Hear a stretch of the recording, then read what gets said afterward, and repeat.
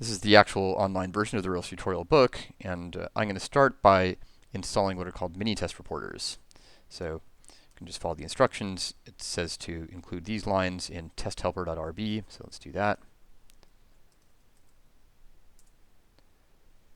And where was it?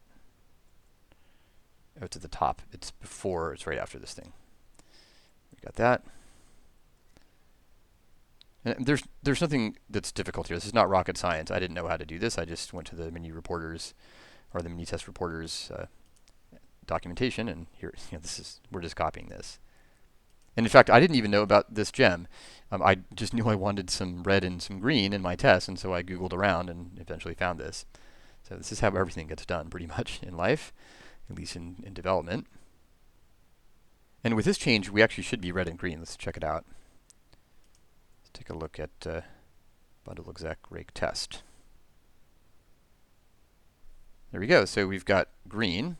And let me show you how to get to red. Let's just put an error in here somewhere or some mistake. Let's say assert response redirect. It's another thing that can happen.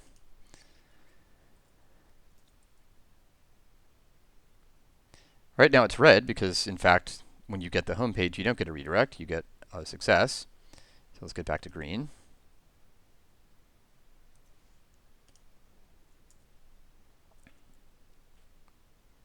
Great.